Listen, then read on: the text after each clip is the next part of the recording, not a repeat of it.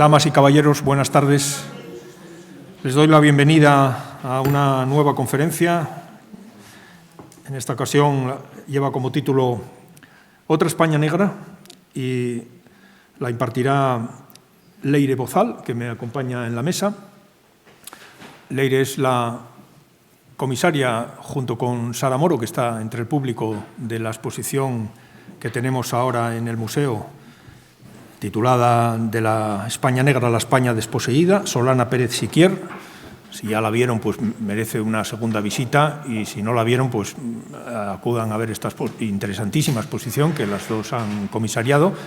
Y la conferencia pues tiene que ver con esta exposición. Todas las conferencias y las proyecciones intentan allanar el camino para comprender mejor las obras que se exponen en el museo. Ayer, precisamente, también tuvo lugar en el Salón de Actos del Colegio de Abogados la proyección del documental Azul Siquier, que es el otro artista. Hoy Leire hablará de Solana, pero ayer tratamos al fotógrafo. Pues están los dos en esa exposición confrontados. Como dijimos el día de la inauguración, pues es un interesante ejercicio cotejar a esos dos creadores, ver sus afinidades y sus diferencias. Y hoy Leire pues se va a centrar en Solana, en este artista tan raro, tan poderoso, uno de los grandes artistas de la historia del arte español del siglo XX. Así que me toca a mí, como conservador del museo y como responsable en este periodo de la institución, pues presentarla. Leire Bozal es licenciada en Historia del Arte por la Universidad Complutense de Madrid. Comenzó su trayectoria profesional como profesora en esa institución académica y después se incorporó también como docente al Instituto Europeo di Disegni, donde impartió clase durante 4 años. Desde 2009 es conservadora de las colecciones en la Fundación Mafre, en Madrid, una entidad en donde también ha desempeñado labores de comisariado, de coordinación, de dirección científica de catálogos y todo lo que comporta ser conservadora de unas importantes colecciones. Ha comisariado exposiciones muy significativas. Voy a citar solo 2. Por ejemplo, Dibujar la modernidad, de Fortuny a Tapies, colecciones Fundación Mafre. Esta es del año 24-25. Otra, Ignacio Zuloaga en el París de la Belle Époque, 1889-1914. Y también se dedica especialmente a escribir, a investigar y escribir, dando pie a libros y artículos. Vamos a citar hoy también, por su pertinencia con lo que nos toca en la conferencia, pues su intervención en el libro José Gutiérrez Solana, Colecciones de la Fundación Mafre, que realizó un trabajo que se tituló José Gutiérrez Solana, el 98 más allá del 98, obras de las colecciones Fundación Mafre. Y con esto, pues yo creo que tenemos ya más o menos el perfil de nuestra conferenciante. Como saben, la conferencia estaba prevista para el 27 de febrero, así está en el programa, pero por petición suya pues tuvimos que cambiarla al día de hoy. Te dejo con la palabra, Leire, para que nos hables de Solana y de toda la riqueza que implica su obra. Muchas gracias, Gabino, por esta maravillosa presentación. Gracias al Museo de Bellas Artes, gracias a Iso y a Sara, que tanto me han ayudado, y bueno, especialmente a Sara, con quien he compartido pues esta aventura de exposición, ¿no? De comisariar esta exposición. Gracias a ustedes por venir hoy aquí, claro, por supuesto. Hoy voy a hablar un poco de la otra España negra, aunque como ustedes verán en el título he puesto el título de la exposición. Tiene mucho que ver, entonces he querido dejar el título de la exposición. Voy a empezar primero con Solana y luego voy a hablar de Siquier, ¿vale? Porque la otra España negra tiene mucho que ver con el arte que hace Siquier, la fotografía, la literatura que se hace después de la Guerra Civil Española. Entonces, bueno, para contextualizar un poco. Como todos sabemos, bueno, pues, cuando acabó la Guerra Civil Española, hasta el 48 más o menos, estuvimos en estado de guerra y esto dio paso a la dictadura. La contienda había durado 3 años, pero el espíritu de la guerra civil duró muchísimo más. Este espíritu lo que hizo no solo fue una represión, por supuesto, social, económica o política, fue también una represión cultural. Fue a partir de los años 56, 55, cuando el arte y la cultura empezaron a volver a nacer de alguna manera. Pero lo que pasó, sin embargo, es que parecía que antes de la guerra no se hubiera hecho nada. Era como que un agujero negro, por decirlo de alguna manera, ¿no? Era como que en España no había habido vanguardia, no había habido modernidad, que antes de la guerra, estoy hablando siempre de arte, por supuesto, era como eso, como si hasta el 36 no hubiera habido nada. Sin embargo, había habido muchas cosas, sobre todo, bueno, habían venido los artistas, muchos exiliados de la Segunda Guerra Mundial, de la vanguardia internacional. Había habido una vanguardia en España que se nutre de esos artistas extranjeros y todos ellos intentaban salir del academicismo. Yo me voy a centrar en Madrid porque Solana vivió, vivió mucho tiempo en Madrid, también en Santander, por supuesto, pero vivió muchísimo tiempo en Madrid. Madrid era un lugar absolutamente academicista a nivel artístico. Lo que imperaban eran las exposiciones de la Academia Real de Bellas Artes, la pintura de historia, como no podía ser de otra manera. Les costó muchísimo, estoy hablando ahora de antes de la guerra, les costó mucho comenzar a tener una vanguardia, una modernidad. De hecho, muchos de los artistas que practicaban o que se incluyeron en esa modernidad a la vez asistían a las exposiciones de arte académico nacional de la Real Academia de Bellas Artes. Por ejemplo, Sorolla, Zuloaga, incluso Darío de Regoyos, que asistió muchísimas veces. Es decir, todo el mundo quería participar en un arte que promocionaba la capital, pero que era académico y que normalmente debía de ir en contra de lo que ellos estaban practicando en ese momento. Sorolla, como todos sabemos, era luminista. Zuloaga, era quizá un poco más académico, pero era muy simbolista. Y Solana, uno no sabe dónde meterlo, nunca. Es verdad. Es lo que pasa con Solana y un poco, pues, por ejemplo, con otro artista bastante conocido como Daniel Vázquez Díaz o con Anglada Camarasa, ¿no? Son artistas que uno no sabe dónde meter, ¿no? Los historiadores no supieron dónde meter. Porque no eran vanguardistas, pero tampoco eran académicos. Y pues uno no sabía qué hacer con ellos. Luego, con el paso del tiempo y esta cosa que hace la distancia, ¿no? Retrospectiva un poco, pues uno ha podido entender que para ser moderno no hace falta ser vanguardista ni hacer cubismo. Pero eso pues ha costado mucho tiempo. Solana es moderno por muchos motivos. Hace una pintura que parece realista, obviamente. Si ustedes han ido a la exposición, si no han ido, vayan a verla, que les va a encantar, yo creo, que nos ha quedado muy bien. Verán que es un realismo muy crudo, tremendista casi. Algunos dirían que disparatado, probablemente lo sea, burlesco, pero también tiene mucho de moderno en el sentido de la corporeidad, la tactilidad, de algo que vuelve al orden, ¿no? A partir de los años 20 y 30 del siglo pasado. Por todas esas cosas que estoy citando muy someramente y por otras muchas, es bastante moderno, mucho más de lo que se pensó en un momento.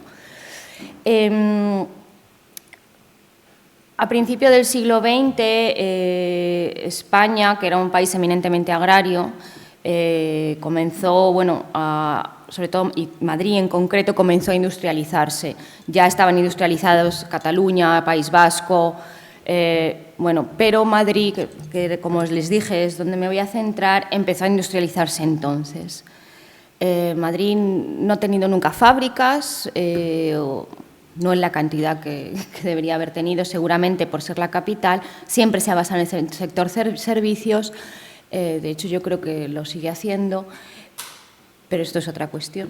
Y entonces, bueno, pues mucha gente, muchos campesinos empezaron a ir hacia Madrid, ¿no? Y a la ciudad, al urbanismo, ¿no? En Madrid no cabía la gente, llegó un momento que no cabían. Bueno, como supongo que en ninguna capital donde hubiera tantísima inmigración, y la gente empezó a hacinarse en los límites de esa ciudad, que son los suburbios. En esos suburbios, bueno, pues seguramente ahí no hay burguesía, ni clase alta, ni no hay servicios. Madrid además tenía una cerca que había puesto Felipe II, había que quitarla porque no cabían. Y bueno, se generó una suerte de arrabal, de suburbio, que dio lugar a un tipo de literatura, la de Pío Baroja, la de Azorín, la de Galdós, Arturo Barea tiene La Horda, por ejemplo, que se centra en la vida en estos suburbios. Creo que me estoy adelantando, sin embargo, porque ya antes había existido lo negro, ¿vale? O sea, porque esos suburbios generaron negritud, mucha. Y ya antes se había generado ese negro, esa idea de España negra. España negra es una tradición, es un tópico, como todos sabemos. Es un tópico que viene de la Celestina, que viene del Buscón. Es un tópico que viene de José de Rivera, de esta mujer barbuda, Magdalena Ventura con su marido, o de Velázquez, de sus bufones, ¿no? España negra es un tópico que como tal en realidad se configura con Darío de Regoyos y Verhaeren, pero que viene de mucho atrás y que parte, por supuesto, bueno, aquí tenemos a Juan Carreño de Miranda, parte de Goya, como no podía ser de otra manera en nuestro país, ¿no? Bueno, y creo que en ningún otro país, en todos los países. España negra es un tópico que configura Francisco de Goya, o que, no lo configura él, perdón, pero sin él sería de otra manera. Que se basa en esa idea de hablar de los olvidados, de los extraños, de la parte que menos puede gustar de un país, seguramente, que habla del desastre, que habla de la Inquisición, como en este auto de fe, por ejemplo, que habla de prostitución, de brujería, de todos esos aspectos que hasta el momento, al menos no con esa modernidad, no se hablaba. No se pintaba de esa manera, no se grababa de esa manera. Es como que si pasamos de la Celestina o del Cantar de Mio Cid a Goya, Goya tiene como un punto de inflexión en esta idea de España negra. Sin él, sin lo que él pinta, sin lo que él graba, sin este mundo de disparate en el que el sueño de la razón, sin duda, produce monstruos, no sería lo que luego se conoce como tal. Ya lo había dicho Baudelaire cuando vio Los Caprichos, por ejemplo, ¿no? Baudelaire, que además es el pintor de la vida moderna, bueno, escribe el pintor de la vida moderna, ¿no? Es el flaneur moderno. Bueno, él estaba entusiasmado con Goya, Víctor Hugo, etc. Aquí tenemos los desastres de la guerra. Nunca se habían presentado con la crudeza de la manera en la que él lo presenta. Es de una modernidad, yo creo que brutal, nunca mejor dicho. Y también en las pinturas negras. He puesto esta romería de San Isidro porque San Isidro a finales de siglo estaba en los suburbios de Madrid, ¿no? Entonces, bueno, me parecía que era muy adecuado hablar de los suburbios y empezar también con la romería de San Isidro. Y ahora nos vamos a Solana. Yo creo que los seguidores, o los que se consideran seguidores de Solana, Alenza, realmente no continuaron esta senda de, a lo mejor, de, bueno, pues de tremendismo o de... lo que tienen ellos es una cosa que tiene mucho más que ver con el pintoresquismo, con el costumbrismo, que también había inaugurado Goya, o bueno, el costumbrismo no, pero le había dado una vuelta, por lo menos. Ellos se quedan un poco, quizá, en ese sentido, son maravillosos pintores, pero se quedan más en la superficie. Va a ver que yo creo que esperar a finales de siglo para que haya otros pintores, como les señalo, que recojan el testigo de ese Goya y de ese tremendismo para hacer de verdad, para presentar de verdad esa idea de España negra, que además se contrapone a otra idea que es la España blanca. O sea, no solo hay España negra, obviamente, hay una España blanca que tiene seguramente en Sorolla, Beruete, algunos de sus más importantes seguidores, a España de la luz, de los toreros, de los bandoleros, de las gitanas, perdón por la palabra, sé que ahora no se puede decir, pero no sé decirlo de otra manera. Bueno, pues eso de las bailaoras que gustaban a Sargent, ¿no?, que vino a España y se quedó fascinado, hizo el maravilloso Jaleo, que está en Boston. A eso se contrapone, a esa España de luz, también son, ¿por qué no?, los cartones para tapices, son España blanca. A eso se contrapone lo que consideramos como España negra. España negra, en realidad, ayudaron a configurarla los románticos, los extranjeros, los que venían de viaje aquí, aunque España no estaba en un principio como meta del Grand Tour, luego fue un lugar de peregrinaje para todos. Perdón, es que no veo bien. Y bueno, ellos ayudaron a configurar esta España de bandoleros, más bien la España negra-blanca, diría yo, más que la negra de verdad. Y luego también es el viaje de Darío de Regoyos y Verhaeren que hacen por la península. Verhaeren es un artista de Bruselas, Darío de Regoyos estuvo en Bruselas, participó en la vanguardia, en la creación de los 20. Muchos la han considerado impresionista, yo ahora no me voy a meter ahí en eso. Pero él era un pintor muy moderno, como he dicho al principio. Había mucha modernidad en él, era un pintor vanguardista, por decirlo de alguna manera, que aprendió del posimpresionismo y que de repente un día, bueno, pues cuando volvió a España, decidió que él iba a hacer un viaje.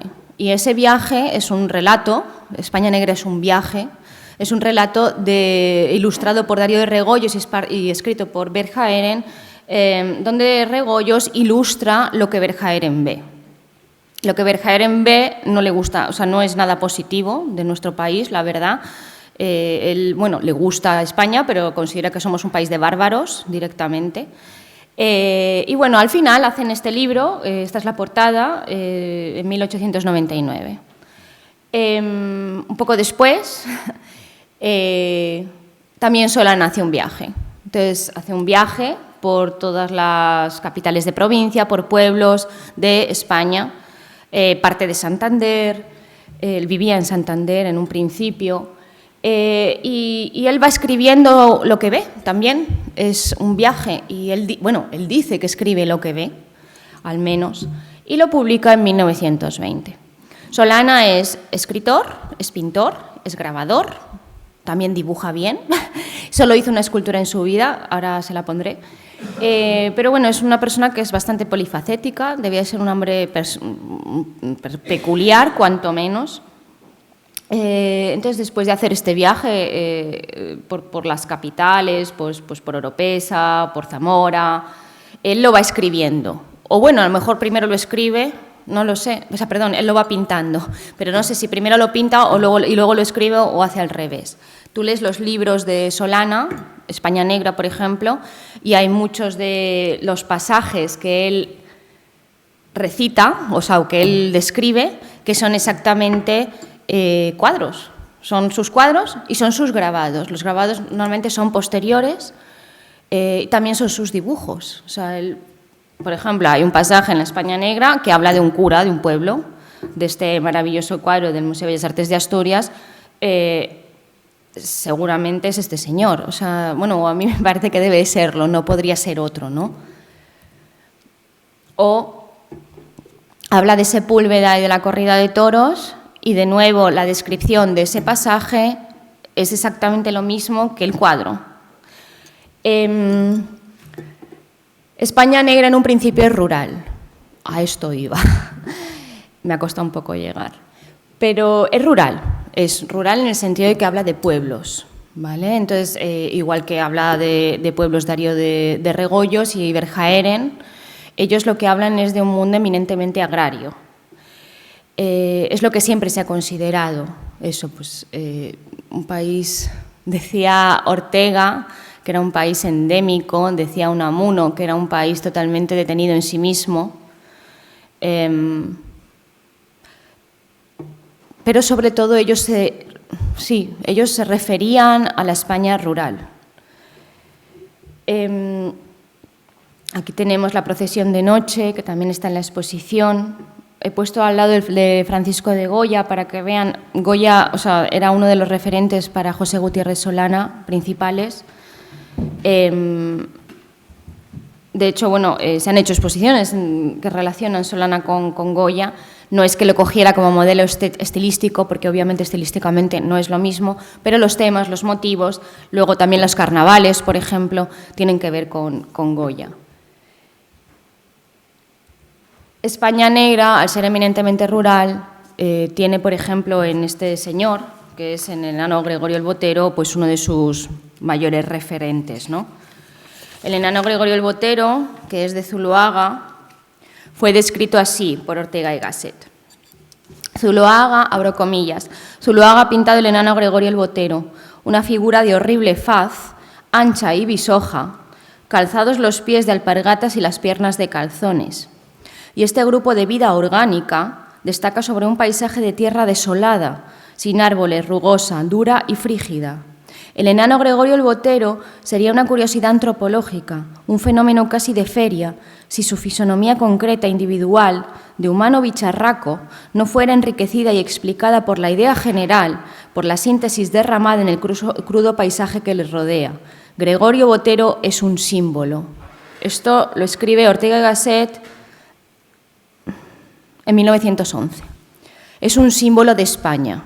Eso es a lo que se refiere Ortega y Gasset, a que el enano Gregorio el Botero, que está situado en Castilla, es el símbolo de España, de una España que es negra, y que dice luego que no se modernizará hasta que no se ponga a la par con Europa y se vuelva moderna, ¿no? Pero por ahora esto es España, y esto es España negra.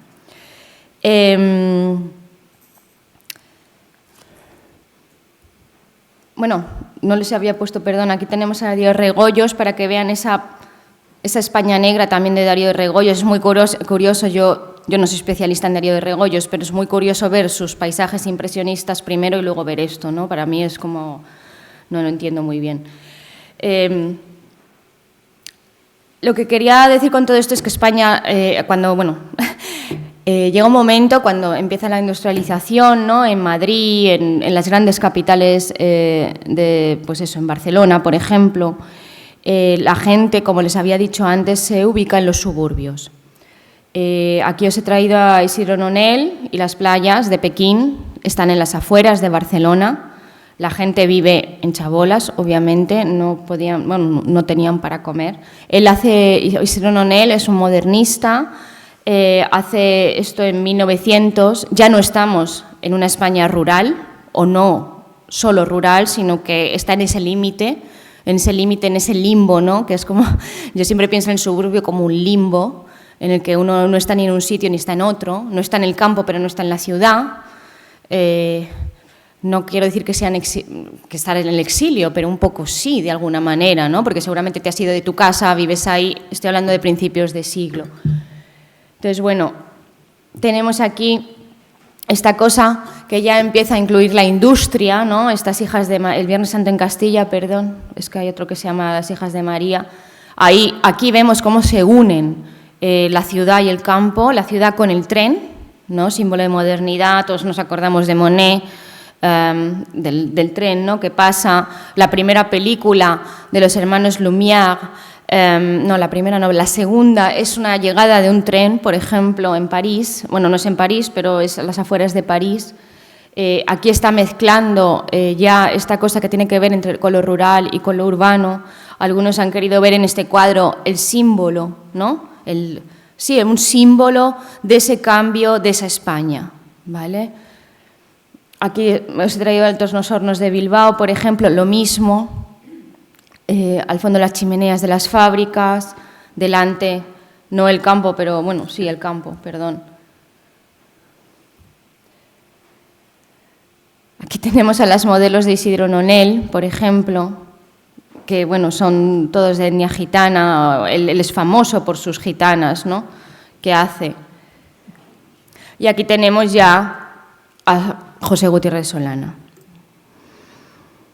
Hay otra España negra, que es distinta a la anterior, alejada del estereotipo rural y que se configura en el seno de las grandes ciudades. Todos estos cuadros que les estoy poniendo, que voy a ponerles, son representaciones de esta nueva España negra o de esta otra España negra y reflejo directo del desarrollo económico e industrial, de las condiciones de la vida de los más desfavorecidos. Además, una España que nace en el seno de esa modernidad o pese a ella incluso. En lo que se fijan muchísimo los artistas, Solana también, como les he dicho, era escritor, era amigo de Pío Baroja, es en esos suburbios. Allí no solo se fijan en el lugar en el que viven, sino las personas que los habitan. Aquí tenemos a los chulos y las chulas de Solana, son prostitutas, obviamente, o las mujeres de la vida. Estas mujeres de la vida están hechas en Santander, ¿vale? No, o sea, no es Madrid, pero bueno, quería traerlas también porque, aparte de que tenemos el maravilloso grabado en la exposición, creo que refleja muy bien, ¿no?, los que viven o cómo son los que viven en esas zonas, ¿no?, en esos arrabales. Ahí está la Celestina, ¿no se puede señalar? Sí, esta es la Celestina, que luego además la va a repetir en varios cuadros. Y ya hemos hablado de la Celestina al principio de la charla, y aquí están las prostitutas que están haciendo la calle. La modernidad con la que él representa esto, que no tiene que ver con la vanguardia, realmente dista mucho del academicismo imperante en Madrid. Solana en un principio fue muy incomprendido, bueno, luego también, la verdad, pero en algún momento tuvo bastante éxito, sobre todo cuando entró en Pombo, ¿no?, y estaba con Gómez de la Serna, etc. Hay muchísimos libros, no solo los de Solana, que hablan sobre los suburbios, que hablan sobre la vida de estas personas en el cambio de siglo. Tenemos, por ejemplo, Misericordia de Benito Pérez Galdós, gran parte de la trilogía de la lucha por la vida de Pío Baroja, La Horda, que ya la he citado antes, La forja de un rebelde de Ricardo Barea, y en esta época surgen muchísimos libros de carácter sociológico, científico, como La mala de la vida en Madrid o Madrid bajo el punto de vista médico-social. Les he seguido poniendo, prostitución, la verdad. Aquí veis la misma Celestina que aquí, es la misma cara. No sé si... O La mujer del arrabal. Esta ya se supone que está en Madrid, porque hay un pasaje de un libro de Solana que se llama no ya España Negra, sino Madrid, escenas y costumbres, él siguió escribiendo, que describe perfectamente a esta mujer. Estos son los suburbios de Madrid, el barrio de las Injurias, algunas de las fotos, por supuesto. Este barrio fue demolido, pues no sé si fue hacia 1930, no lo recuerdo la fecha exacta, porque era un pozo de inmundicia y fue demolido. Aquí tenemos el barrio de las Cambroneras, que es lo que sería, los dos están al sur de Madrid. Aquí tendremos la calle Fernández de los Ríos, como era en aquella época, o el barrio de la Elipa, que en aquella época también eran los arrabales de Madrid. Arturo Barea, en La forja de un rebelde, habla de esas personas que viven en esos arrabales. habla de su madre, que era lavandera. Y aquí les he traído algunas lavanderas en el Manzanares, ¿no? Para que las vean. Bueno, estas son de la calle Galileo, pero estos están tapados. Y aquí pueden ver los lavaderos de Manzanares en el suburbio, porque eso era el suburbio, aunque aquí se ve al final... ¿Se ve la flecha? Sí. Se ve al final el Palacio el Palacio Real. Estos eran los suburbios de Madrid. Y bueno, ser lavandera imagino que no sería un trabajo muy grato, debía de ser una cosa durísima. Dice Arturo Barea, ¿no? Mi madre tiene las manos muy pequeñitas y como todas las mañanas desde que sale el sol ha estado lavando. Los dedos se le han quedado arrugaditos como la piel de las viejas. Yo sé lo que es ser el hijo de la lavandera, sé lo que es que le recuerden a uno la caridad. Esta es la otra España negra. A esta me refiero. Aquí tienen algunas más, me parecen muy bonitas las fotos, entonces les he traído algunas más. Y aquí tenemos Los caídos, otra vez de José Gutiérrez Solana. Si se fijan, ¿no? Esto se supone ya que es un arrabal de Madrid, también por eso lo he traído. Son gente, bueno, pues él mismo lo dice, ¿no? Los caídos, no creo que necesite muchas más palabras. Sí querría reflejar esa idea, ¿no? que tiene de muñeco, ¿no? O sea, si se fijan en estos individuos que él ha pintado, esta tactilidad, que parecen como que tienen mucha corporeidad, están muy detenidos, o sea, están quietos, como si fueran muñecos, casi. O aquí en el osario, ¿no? O sea, si se fijan en estos de aquí, sí, también son como máscaras todo el rato, que yo creo que esto tiene que ver con lo de que luego él también, o sea, le gustan mucho las máscaras, porque además las máscaras lo que hacen es camuflar, ¿no? No dejan ver lo que hay debajo. Muchas veces no quieres o no quieren que se vea, ¿no? Lo que hay debajo. José Gutiérrez Solana utilizaba muchísimo la fotografía para su pintura. Hay un cuaderno que se llama Los cuadernos de París, que publicó, creo que en el 2004, el Reina, con un prólogo de Andrés Trapiello, que son los cuadernos porque Solana estuvo exiliado, no se lo había dicho, disculpen, él se fue a París con su hermano Manuel, con la guerra, exiliado, estuvo 8 meses y luego volvió. Allí lo que hace en París es lo mismo que hacen en Madrid, que es pasear. O sea, pasear y ir por los suburbios, buscar las verbenas, buscar a los mismos personajes que encuentra en Madrid. Y ahí, en ese cuaderno, que me voy, hay muchísimas fotografías, porque no es que él utilice, o sea, él no es fotógrafo, pero sí utiliza la fotografía para hacer sus obras. Y bueno, se cree que este cuadro, que también está en la exposición, él se ha basado en una fotografía del osario de Palermo, de los capuchinos de Palermo, las catacumbas. Si se fijan, ¿ves cómo están? Es bastante, no sé, brutal. He repetido la foto, no sé por qué, pero bueno, está de aquí. Pero ven los señores que están aquí como saliendo de la pared, pues, bueno, señores, esqueletos, perdón, pues serían estos, ¿no?, de aquí.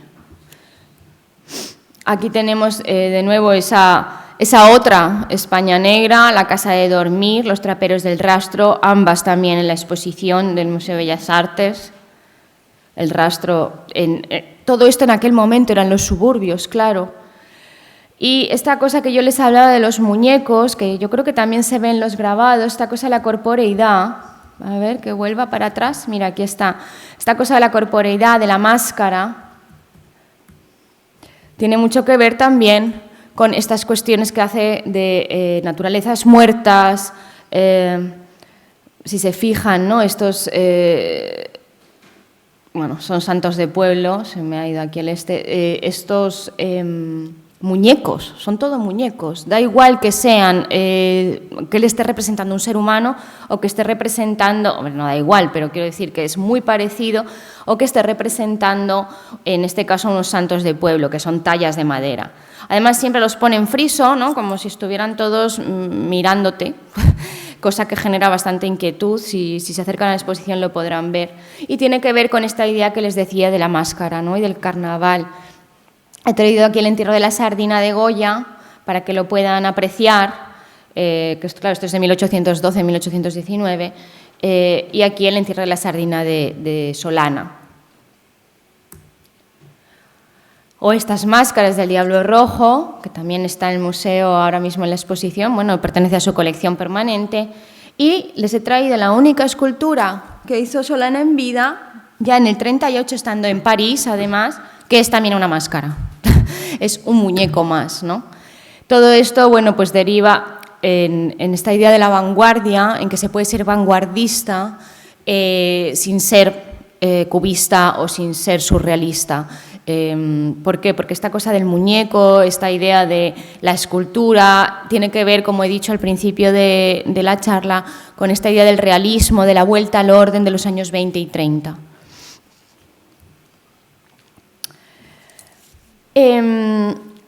Si partimos de la fotografía, nos daremos cuenta que, bueno, como les dije, la guerra civil había sido un agujero completamente negro para la cultura, para España en general.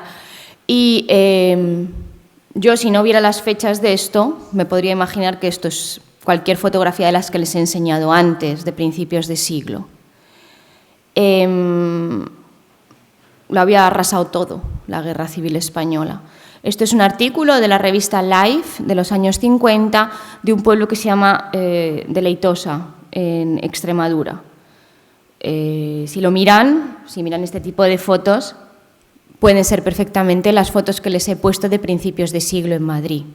Esto sigue siendo, aunque nadie hablara en esos términos, sigue siendo seguramente la España negra, la otra España negra. Y esto es lo que yo creo que en algún momento también refleja Carlos Pérez Siquier.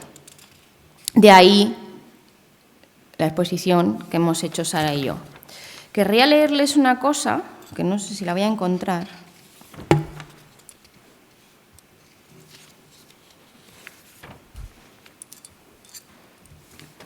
A ver. Perdón, aquí está. Que escribió, bueno, Valeriano Bozal. Dice, después de la guerra, dice, aquel fue un tiempo de silencio para los derrotados y un tiempo de gritos, con parafernalia de antorchas y uniformes, desfiles, manifestaciones contra los enemigos exteriores e interiores, siempre los enemigos, necesitados los vencedores de evitar que la realidad descubriera su fisonomía y la de un país devastado por tanta retórica. El agujero negro, era de él lo del agujero negro, no mío, se extendió al pasado y al presente. Hablar del pasado era hacer lo del presente. Descubrir el verdadero rostro del país era negar la historia oficial. Era empezar de nuevo.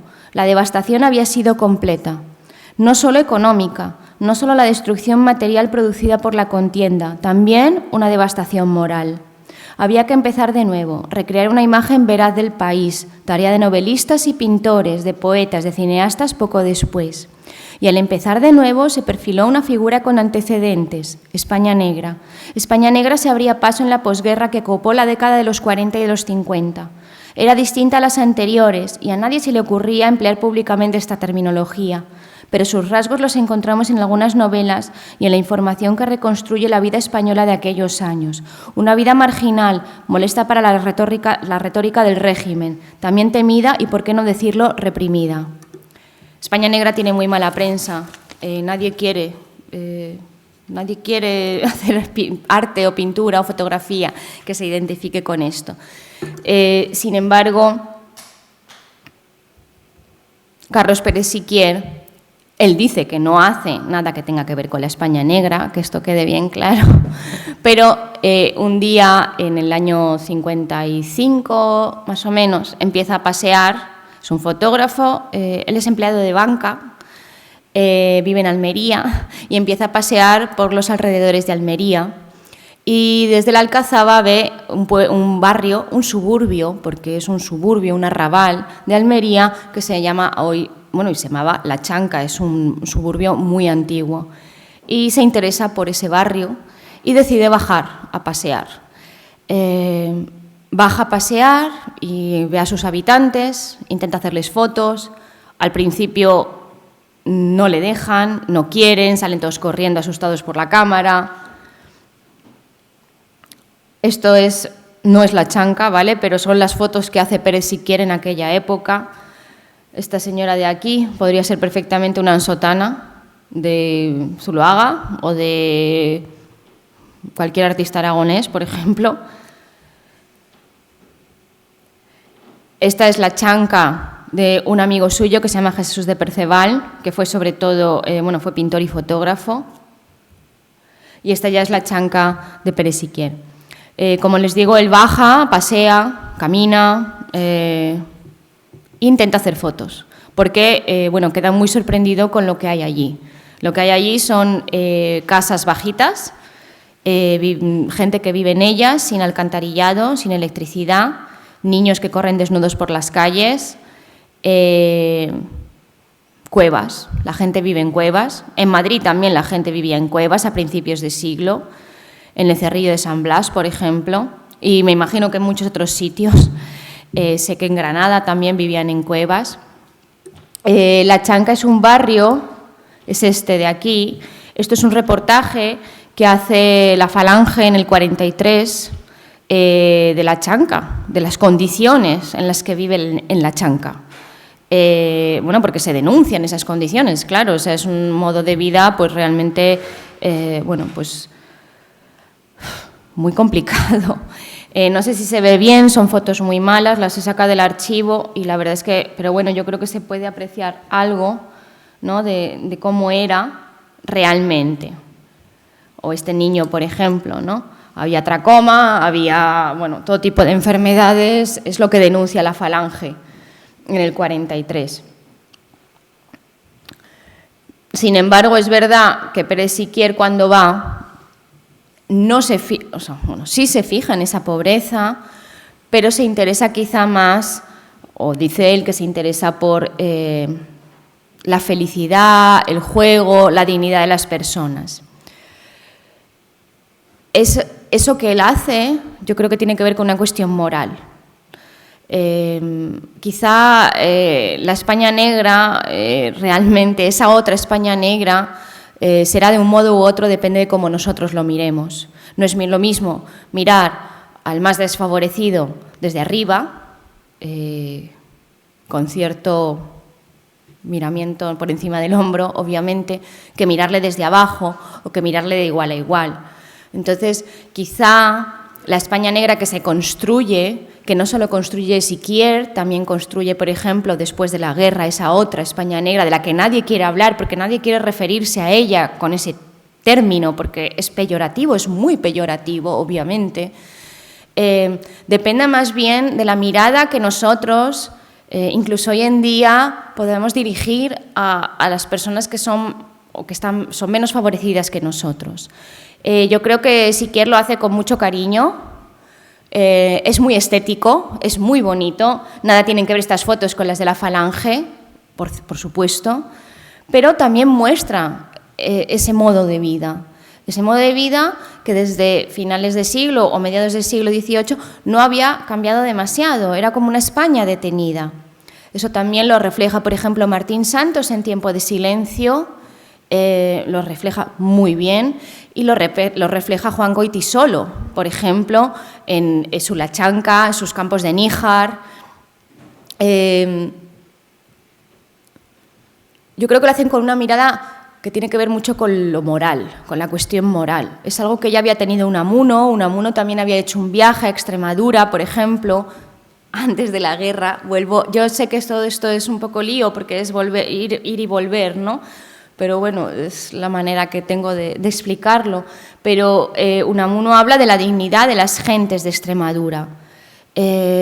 Poco creo que tenga que ver con las urdes, aunque bueno, también Buñuel expresa, ¿no?, esa dignidad, pero Unamuno específicamente habla de esa gente que prefiere penar labrando su propia tierra y ser propietarios de algo, esa dignidad, que estará a merced, ¿no?, del rico, dice él. Yo creo que Siquier tiene mucho que ver con esta idea de Unamuno, tiene mucho que ver también con esta idea de Juan Goytisolo, que tiene que ver con la idea de una cuestión moral. Esto es La Chanca, aquí veis las cuevas, que yo entiendo que, bueno, lo habéis visto en la exposición, pero aquí tenemos dos partes de la chanca, una parte en blanco y negro y otra en color. Esta es la de blanco y negro. Todo esto es lo que se ve desde la Alcazaba, desde arriba. Cuenta el propio Carlos Pérez Siquier que poco a poco estas gentes pues empezaron como a cogerle gusto, le llamaban el americano, decía, no sé muy bien por qué, pero le llamaban el americano. Y no sé, supongo que por lo de la cámara, me imagino, no lo sé. Y él habla un poco de cómo son estas unas fotografías de un tiempo determinado, ¿no? O sea, están hechas para una determinada época. Él, sin embargo, si quiere, lo que es un fotógrafo que quiere ser vanguardista. Él pertenece o funda, de hecho, a FAL, que es uno de los grupos fotográficos que pretenden abrir la fotografía a la vanguardia en España, en un país que nuevamente estaba un poco atrasado, como había pasado con la pintura a principios de siglo, ¿no? Y él funda junto a un amigo suyo un grupo que se llama FAL, que intenta ser de vanguardia. Con ese grupo ellos van a París, cuando ya eso en España a partir del 55 hay una cierta apertura del régimen, y las fotos no les gustan. No les gustan porque no son vanguardistas, una vez más. Son realistas, una vez más. Entonces, si son realistas no puedes ser vanguardista, lo mismo que le pasa a Solana. Ya hemos dicho creo que he intentado explicar que se puede ser vanguardista, o sea, se puede ser moderno sin ser vanguardista. Pero bueno, Siquier no les gustan en París, ni a sus amigos le dicen que son fotos demasiado reales, que expresan demasiado la pobreza de España, pero bueno, es que es lo que había. Y que no les gustan, y de hecho lo que hizo Siquier fue meterlas en una caja directamente. Hasta muchos años después, hasta el 2000, creo, que bueno, alguien fue al archivo de Carlos Pérez Siquier, las descubrió y ¿no fue el 2001? Sí, en el 2001. Y entonces, claro, se quedó sorprendidísimo con lo que había allí en el archivo y se hizo un libro que se presentó en el Museo Reina Sofía. Por las mismas fechas que Pérez Siquier estaba caminando por la Chanca y haciendo sus fotos, también lo estaba haciendo Juan Goytisolo, el escritor. Él hizo, bueno, tiene varios libros y varios escritos sobre Almería, pero entre ellos yo creo que los más conocidos son Campos de Níjar, que habla sobre la cuestión rural de Almería, y también tiene La Chanca. La Chanca fue prohibido, se publicó primero en París y yo creo que no fue hasta 1983 cuando se pudo publicar en España, fue publicado por el régimen, pues se ha prohibido, y se publicó con una foto de la Chanca de Pérez Siquier. En la portada me refiero. ¿No la he traído?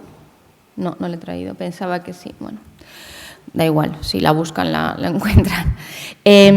También Juan Goytisolo tiene que ver con esta cuestión moral, en mi opinión, ¿no? Él sufre mucho, o sea, yo creo que más que Siquier, lo pasa peor cuando ve cómo viven, las condiciones en las que viven estas personas, como si no hubiera pasado el tiempo, como si la guerra se lo hubiera tragado todo, como a principios de siglo. Entonces, bueno, aquí tienen las calles, si se fijan no están asfaltadas, no tenían nada, pero es verdad que son unas bellas fotos, ¿no? O sea, yo creo que son muy estéticas, es como él dice, ¿no? Él decía que él, si hubiera querido realmente fotografiar la miseria, lo habría hecho, y que sin embargo sus fotos no son miseria pura y dura, realmente, es verdad, en eso tiene toda la razón. Pero sí que tiene que ver con, o sea, sigue siendo una España, en mi opinión, detenida. Hay una cosa de Juan Goytisolo cuando va a la Chanca, que él escribe. Dice: cuando me entré en la Chanca en 1959, ignoraba que un gran fotógrafo almeriense, Carlos Pérez Siquier, había recorrido discretamente el barrio y captado con su cámara las pendientes, cuevas y casuchas que descubrían mi ascenso de la Rambla a la pendiente escarpada y acribillada de hoyuelos.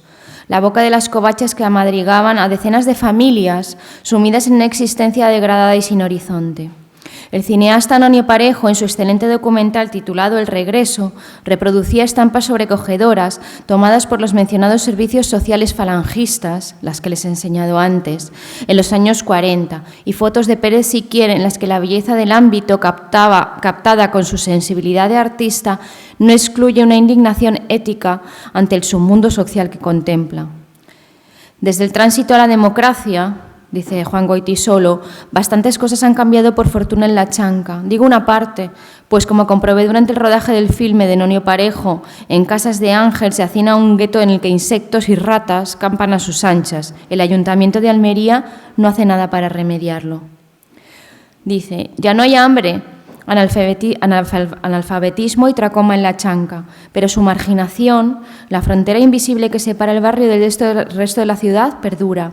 Las casitas desparramadas como dados que se descubren desde la atalaya de la Alcazaba, las escenas de vida familiar al aire libre, las fotos de chiquillos con vaqueros y cazadoras ceñidas, de los muebles de saldo apilados en las aceras, del niño que empuña un revólver de juguete, del arriero tirando de la brida del caballo, de las chozas que sirven de antesala a las cavernas excavadas en la roca, inducen a interrogar y a interrogarnos sobre la dura realidad que nos brindan. Esto es del 2015, es un reportaje del 2015, o sea, un artículo que salió en El País. Bueno, Carlos Pérez Siquier, él, como os digo, siguió fotografiando otras cosas que tenían que ver más con, como les dije antes, él era, ¿cómo se dice?, empleado de banca, a la vez que fotógrafo, porque, como decía, tenía que alimentar a su familia.